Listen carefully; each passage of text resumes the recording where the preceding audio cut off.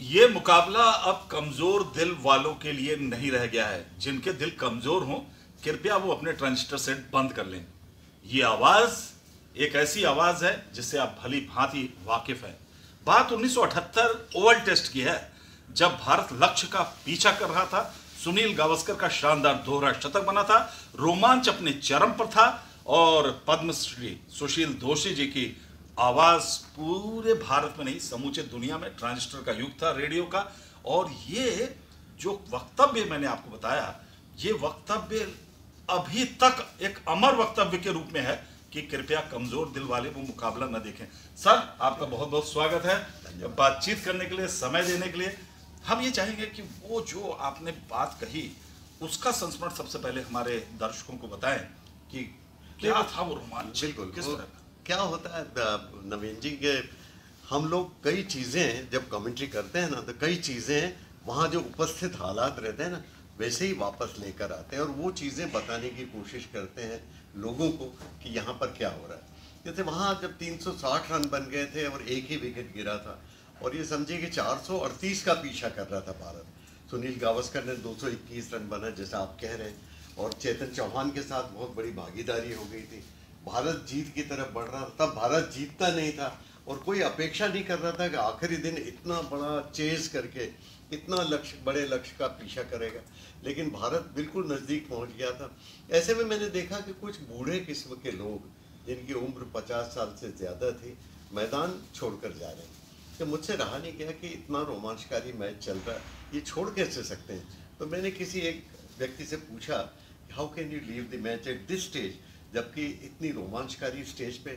तो उन्होंने कहा कि देखिए, वी हैव हार्ट प्रॉब्लम और हमारे डॉक्टर्स ने हमें सलाह दी हुई है कि इस तरह का रोमांच आप अपने दिल पर न लें, क्योंकि ऐसा लेंगे तो आपके दिल को भारी पड़ सकता है। तो मैंने सोचा कि जो बात यहाँ पर उपस्थित है, ये भारत में तो बहुत ही संवेदनशील लोग रहते हैं, तो मैंने सोचा कि शायद भारत में भी यही हालत होगी, तो लोगों की धड़कनें भी बढ़ रही होंगी, कई को दिल की बीमारी भी होगी।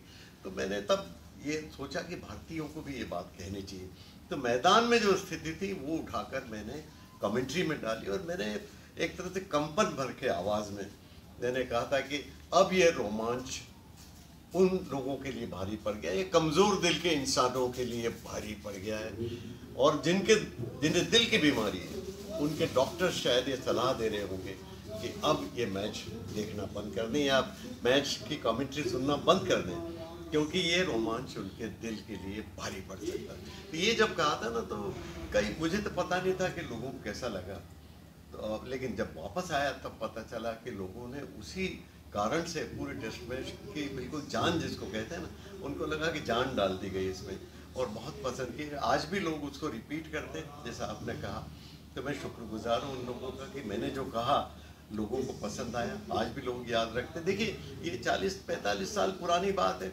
आज के भौतिकवादी जमाने में कल की बात याद नहीं रखते हैं लोग, 45 साल पुरानी बात याद रखते हैं। तो मैं समझता हूँ कि ये उनकी भी योग्यता है याद रखने की, और उनका मैं शुक्रिया भी अदा करता हूँ। और मैं समझता हूँ कई काम अनजाने में हो जाते हैं, मुझसे हो गया और मैं इसके लिए आभारी हूँ तमाम। देखिए, आप योग्यता, श्रोताओं के, दर्शकों की बात कर रहे हैं, यहाँ पे योग्यता आपकी हम बात करना चाहेंगे। अपने दर्शक, जो हमारे दर्शक हैं ना क्रिकेट प्रेमी, वो काफी ज्यादा समझदार हैं।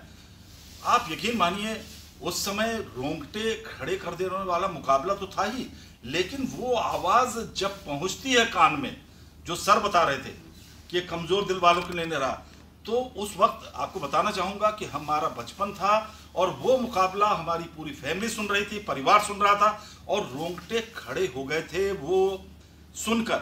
यानी कहने का आशय है कि मैदान का चित्र सामने नजरों के इस तरह से अंकित करना एक ये अद्भुत कला है, और वही कारण है कि आज सर का नाम 50 साल हो चुके हैं, 5 दशक से ज्यादा हो चुके हैं, एक ऐसी आवाज में लिया जाता है। और मुझे लगता है कि ये काम आप कैसे करते हैं सर, कि मतलब जो दिल में बात उतर जाती है। जैसे एक होता है फ्लैट बोलना, कि आपने कुछ बोला, वो बात निकल गई कि भाई ऐसा, लेकिन जो आप बोलते हैं, मुझे ऐसा लगता है कुछ माइक से साजिश सी नजर आती है कई बार मुझे। मोहब्बत मोहब्बत है, और जब मोहब्बत होती है ना, तो जैसे शीरीर फरहाद की मोहब्बत है, या फिर लैला मजनू की मोहब्बत है, वैसे ही माइक्रोफोन से एक मोहब्बत है। तो मैं ये तब तक ऐसा नहीं हो ना, पैशन नहीं हो जिसको कहते हैं ना, असली प्यार नहीं हो खेल से, तो आप ये नहीं कह सकते। दूसरी बात ये कि दिल से महसूस करो और फिर दिलों को छूने की कोशिश करो। जब आप ऐसा कर सकोगे तो फिर आप अपना काम सही करते हो। कमेंटेटर का काम यही है कि मैदान की जो भी घटना हो रही है उसको चित्र, आपके आवाज़ से आप चित्र खींचो, तो ऐसा कर पाएंगे तब तो ठीक है। और मैं इस मायने में समझता हूँ कि संजय था ना महाभारत का, वो सबसे पहला कमेंटेटर था दुनिया का, क्योंकि वो अंधे धृतराष्ट्र को अपनी आवाज़ के जरिए बता देता था कि भाई चित्र क्या है, वहाँ क्या हो रहा है युद्ध में। तो लोग भले ही कहें कि जॉन ऑर्लट पहले थे या ब्रायन जॉनस्टन पहले कमेंटेटर थे, मैं तो समझता हूँ कि महाभारत का संजय था, वो दुनिया का पहला कमेंटेटर था जो अपने आवाज़ के जरिए एक अंधे व्यक्ति को युद्ध का चित्र खींच देता। क्योंकि एक दूर बैठे व्यक्ति को चित्र खींचकर आप बता सकें आवाज़ से, तो ये सबसे बड़ी कला है एक कमेंटेटर की। और ये अद्भुत कला आप कह सकते हैं सर को गॉड गिफ्टेड मिली। और कई बार मैं अलग से भी ऑफ माइक पे सर से पूछता हूँ ये कि आप माइक्रोफोन पे जैसे ही आते हैं ऐसा लगता है कि कुछ माइक्रोफोन आपका दोस्त है कि क्या है, वो आवाज़ कुछ अलग कैच करता है, आवाज़ शायद आपकी पहचानने सा लगा है। और बहुत कुछ कई बार लिखना भी चाहता हूँ मैं कुछ ऐसी आवाज़ों के बारे में जो कि इस समय एक उदाहरण है। ये कोई तुलना की बात नहीं कर रहा हूँ मैं, मेरे दिमाग में कई बार आता है, लेकिन वो कलम क्या है कि सर जैसी तो चल नहीं पाती है, तो लिखना भी नहीं हो पाता है। लेकिन जो लिखना चाहता हूँ ना, वो एक बात इस समय के दौर में आप देखिए 2025 चल रही, 3 आवाज़ें आज जिन्हें आप सलाम कर सकते हैं, उन आवाज़ों में सर की आवाज़ भी है। और ये आवाज़ें हैं कौन बनेगा करोड़पति, अमिताभ बच्चन, जिनकी एंकरिंग आप देखिए उम्र के साथ हर साल जमा होती जा रही है। दूसरी आवाज़ सुनील गावस्कर साहब की, जो कि एवरग्रीन है, अलग नजर आ रहे हैं। और एक सर जिनकी आवाज आज भी माइक्रोफोन से जब गुजरती है अलग आती है। ये 3 दिग्गज आवाज आज मैं अपने दृष्टिकोण से, व्यक्तिगत दृष्टिकोण से बता रहा हूं, इन आवाजों पे बहुत कुछ कहना चाहता हूं, लिखना चाहता हूं। सर लिखने की प्रेरणा के मुझे सबसे बड़ी बात आती है कि सर का सानिध्य मुझे प्राप्त हुआ है कई बार।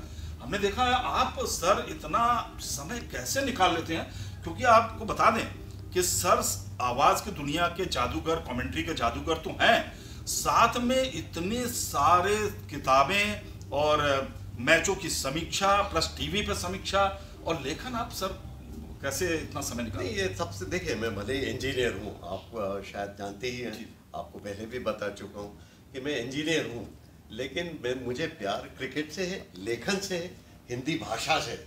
और ये जब होता है ना, तो फिर आप जब तक वो काम न करें तब तक दिल में संतोष नहीं मिलता, राहत नहीं मिलती। और राहत मिलने के लिए ज़रूरी है कि आप वो काम करें जिससे आप प्यार करते हो। तो ये एक कारण है कि मैं लेखन पसंद करें। वास्तव में देखा जाए तो 1966 में मैंने पहला लेख लिखा था, यानी कमेंट्री के पहले मैंने लेखन शुरू किया था। तो लेखन को भी मैं उतना ही प्यार करता हूँ, क्योंकि हिंदी भाषा से मुझे प्यार है, काफ़ी पढ़ता लिखता था। तो वही मैं सोचता हूँ कि जितना समृद्ध हो, और मुझे ये भी लगता है कि हिंदी का जो साहित्य है ना, खेल साहित्य, उसकी बहुत कमी है।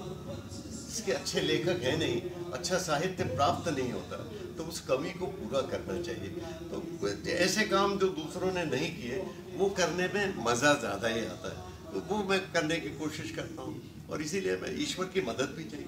देखिए मेरे पिताजी हमेशा कहा करते थे कि देखिए ये कभी मत सोचना कि तुम ज़्यादा प्रतिभा संपन्न हो, ये समझना कि इतना बड़ा देश, इतने सारे लोग, अवसरों की इतनी कमी, और कहते हैं ना कि जोड़ तोड़ का देश उसके बावजूद भी अगर तुम अंतर्राष्ट्रीय स्तर की कमेंट्री कर रहे हो और इतना बड़ा लेखन कार्य कर रहे हो, तो ये मत समझना कि तुम प्रतिभाशाली, ईश्वर की कृपा तुम पर ज़्यादा। और ये बात जो मुझे हमेशा विनम्र बनाए रखती है, कभी भी ये नहीं लगता कि मैंने बड़ा काम किया। और मैं समझता हूँ इतना सा है कि जो कुछ मुझे काम करना आता है उसको मैं पूरी शिद्दत के साथ, पूरी ईमानदारी के साथ, पूरी मोहब्बत के साथ पूरा करता हूँ। और वो ईमानदारी की जो बात सर ने की, वो ईमानदारी की आवाज़ आपको महसूस होती है ट्रांजिस्टर सेट पे भी, क्योंकि उसकी पारदर्शिता, उसकी ईमानदारी और सब कुछ अलग नज़र आता है। आप सोचिए, आप 1968 में शायद आपने बताया था कि पहला मुकाबला आपने किया था रेडियो के लिए, और आज 2025 चल रही है, उस युग से लेके आज तक कितने उतार चढ़ाव कमेंट्री में आए, और उस दौर में आप अपने आप को अब तक बनाए हुए हैं और नई पीढ़ी के साथ कमेंट्री कर रहे हैं, और उनसे 19 नहीं उनसे 20 कर रहे हैं। ये आपकी सफलता का मूल मंत्र क्या है? कैसे आपने नजर बनाए रखी? मैं तो युवाओं को और आप जैसे प्रतिभाशाली लोगों को कमेंट्री करते हैं जो ये कहना चाहूँगा कि हमेशा वक्त के साथ चलिए। अगर वक्त से साथ नहीं चलोगे तो वक्त आपको पीछे छोड़ देगा।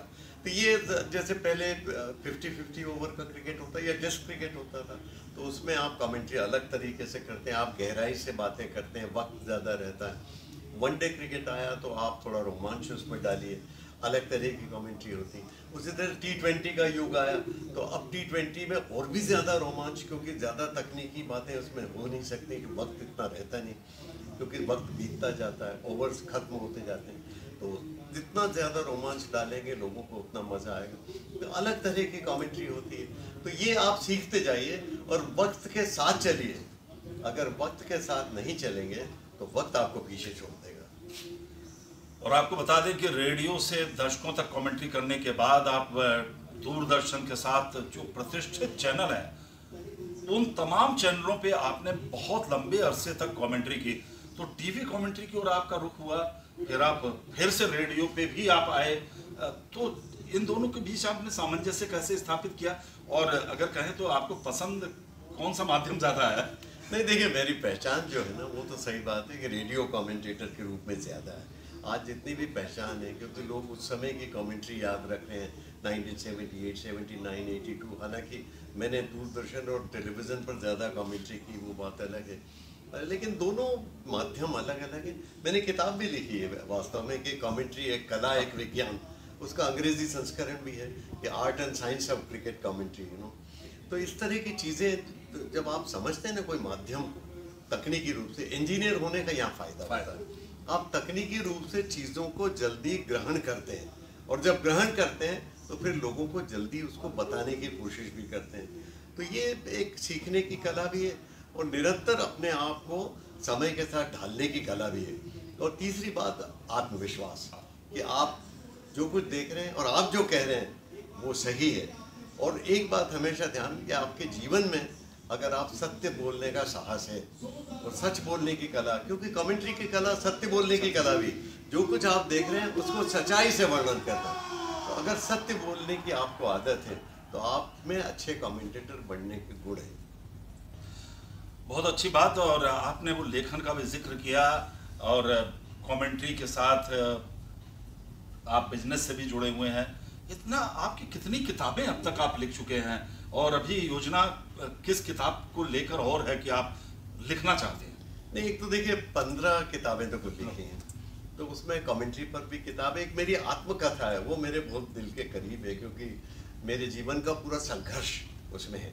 क्योंकि 50 साल की मेरी तपस्या और एक गरीब लड़के का वहाँ जाकर कमेंटेटर बनना, इसकी कथा मैं समझता हूँ किसी भी गरीब व्यक्ति को ये प्रेरित कर सकती है।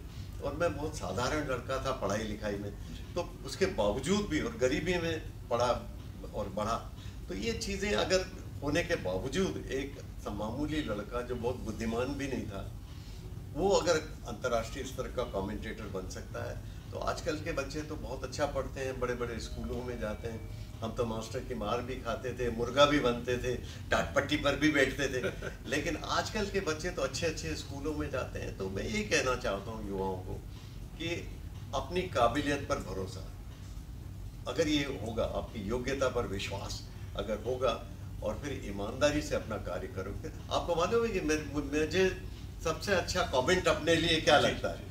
जब किसी एक व्यक्ति ने मुझे कहा, एक बहुत IAS ऑफिसर जी, उन्होंने ये कहा कि आपकी आवाज़ एक ईमानदार आवाज़ है जी। तो आप ये समझिए कि इससे बड़ा कमेंट मैंने अपनी ज़िंदगी में नहीं सुना, क्योंकि मैं समझता हूँ कि आप बारीटोन आवाज़, बच्चन बारीटोन, आप कर्कश आवाज़, मीठी आवाज़, जाड़ी आवाज़, पतली आवाज़, तरह तरह की आवाज़ें होती हैं, लेकिन ईमानदार आवाज़, ये जब आज भी सोचता हूँ कि जब उन्होंने कहा तो मुझे रोमांच हुआ, रोंगटे खड़े हो गए। इससे बड़ा कमेंट कुछ नहीं। तो ईमानदारी बरती है अपने काम के प्रति, अगर काम के प्रति ईमानदारी बरतेंगे तो फिर अपनी आवाज़ में भी ईमानदारी आएगी, और अपने कार्यकलापों में भी सत्यता और ईमानदारी आएगी।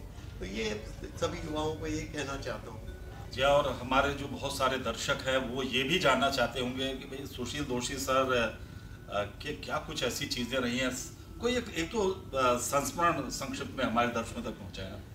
तो कमेंट्री क्या, अब तो क्या है, आप कितनी भी कमेंट्री कर लें, लेकिन घर में तो आप दबे ही रहते हैं ना। कि मेरी पत्नी से किसी ने पूछा था एक बार कि आप ये इतनी धारा प्रवाह कमेंट्री करते हैं, आपके हस्बैंड तो क्या आपके सामने भी बोल पाते? तो उन्होंने कहा था कि बेचारे बोल पाते होते तो फिर वहां धारा प्रवाह कमेंट्री करने की जरूरत क्या पड़ती। तो एक ये है, और एक दूसरी बात में सीमा रेखा, जी जैसे है ना, क्या आप बाउंड्री लाइन के बाहर ये बोलता था, तो एक बार मैंने सोचा कि सीमा रेखा के बाहर बोलना चाहिए। अंग्रेजी में बाउंड्री लाइन के बाहर क्या बोलना। मेरी पत्नी का नाम रेखा है, तो मैंने कहा कि चलो, मैंने कहा गेंद सीमा रेखा के बाहर। अब मेरी पत्नी को तो क्रिकेट से इतनी दिलचस्पी नहीं है, तो उन्होंने नाराज होकर मुझे कहा कि रेखा तो मैं हूँ, लेकिन ये सीमा कौन है? तो ये भी एक दिलचस्प संस्मरण है। बहुत ही। और सर के साथ कई बार मौका भी मिल रहा है इधर उधर बातचीत करने का, ऑफ माइक भी कुछ बातें करते शेयर। आज भी एक प्रोग्राम में थे हम लोग, तो वहाँ पे सर ने बड़ी अच्छी बात बताई कि वर्षों पहले जब ब्रेबोर्न स्टेडियम में मुकाबला पहली बार देखे और पिताजी के सहयोग से देखे, पिताजी बाहर खड़े रहे, अंदर सर को भेजा। तो आपको ये बताना चाहता हूँ, उसी मैदान पे सर ने ये सोचा कि ये जो कमेंट्री हो रही है, मैं क्या कभी इसी बॉक्स से कमेंट्री करूंगा? सर वो क्या था? नहीं, वो कुछ ऐसा था कि मैं 13 साल का लड़का था और पिताजी से मैंने काफ़ी जिद की कि मुझे मुंबई में ब्रेबोर्न स्टेडियम में मैच देखना है। रिची बेनोव की टीम आई थी 1959 में, तो विश्व विजेता टीम थी। उनके फोटोज़ में एल्बम में इकट्ठे किया करता था। तो पिताजी मेरी जिद पूरी करने के लिए ले गए मुंबई। उनको पता नहीं था 50,000 लोग अंदर हैं तो 50,000 लोग बाहर खड़े रहते हैं, टिकट तो मिलते नहीं। उनको क्रिकेट में दिलचस्पी नहीं थी, उनको अपने बेटे में दिलचस्पी थी, तो मुझे ले गए। लेकिन वहाँ पर हम पिता पुत्र 4 दिन तक भटकते रहे स्टेडियम के बाहर, और हमको जगह नहीं मिली और न किसी ने टिकट, हम क्योंकि टिकट मिल रहे थे ब्लैक में, पैसा हमारे पास था नहीं। तो फिर आखिरकार चौथे दिन एक पुलिस वाले को हम पर दया आ गई। उसने, वो देख रहा था 4 दिन से ये बाप बेटे घूम रहे हैं यहाँ पर, तो एक पुलिस वाले को दया आ गई। उसने, बाबूजी कहता था मेरे पिताजी को कि बाबू क्या आपको जगह नहीं मिली, क्या हुआ, टिकट का जुगाड़ नहीं हुआ? तो बाबूजी ने कहा कि नहीं, मुझे तो कोई दिलचस्पी नहीं, लेकिन बेटे का दिल टूट रहा है। ये 4 दिन हो गए हमको टिकट अंदर जाने की कोई बात ही नहीं समझ में आ रही।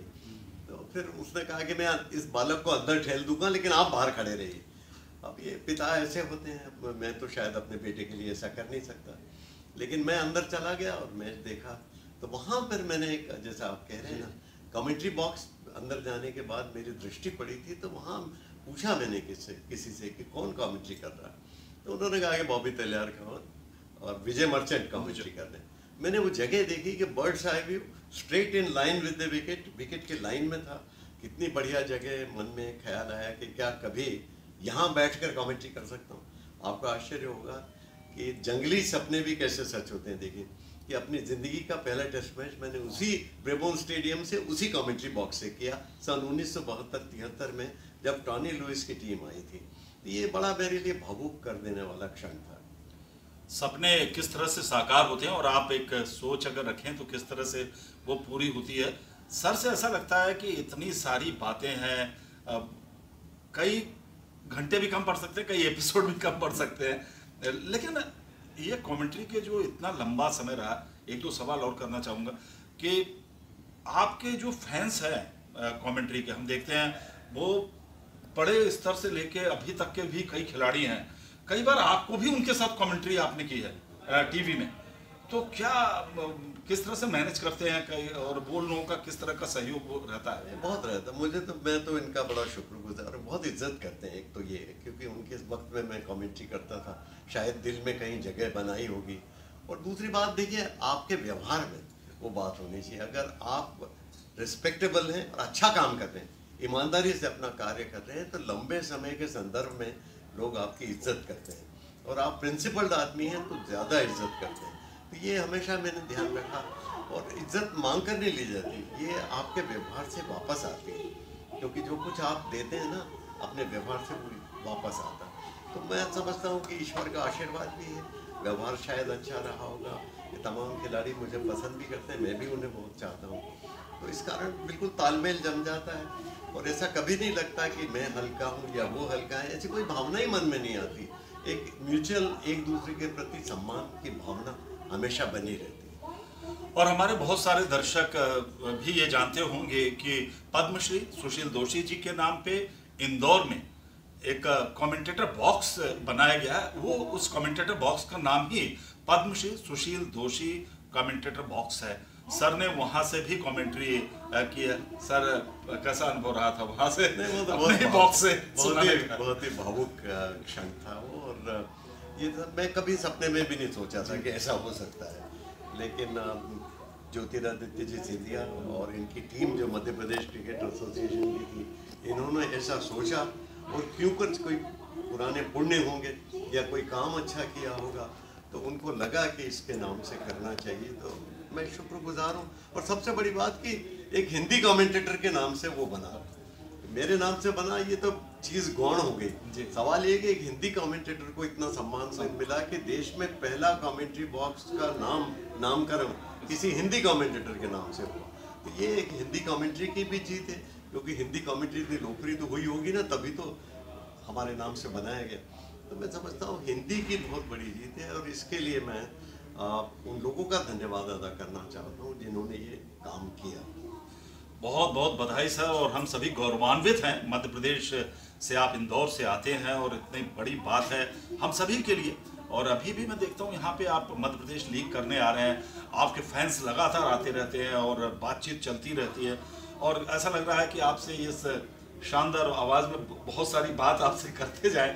लेकिन आपने समय दिया है, बहुत अच्छी है। कोशिश यही रहेगी कभी आप और समय दें हमें, और भी जो बातें अधूरी रह गई हैं ज़रूर करें। बहुत सारा वर्ग है जो कमेंट्री करना चाहता है, कमेंटेटर बनना चाहता है। अंत में हम युवाओं के लिए आप एक संदेश दें कि अगर वो इस फील्ड में जाना चाहते हैं तो किन बातों का ध्यान रखें और कैसे कमेंटेटर बन सकते हैं। नहीं, सिंपल बात है कि शॉर्टकट की कोई गुंजाइश नहीं है इसमें। आपको सीखना पड़ता है, आगे बढ़ना पड़ता है, और सबसे बड़ी बात कि अपनी नीयत साफ रखें, ईमानदारी से कार्य करें, और तकनीकी रूप से सक्षम बनने की कोशिश करें। उसकी जो भी मूल आवश्यकता है कि तकनीकी कुशलता चाहिए, सारे नियमों और कायदों के बारे में आपको पता होना चाहिए अगर आप बड़े स्केल पर पहुंचना चाहते हैं।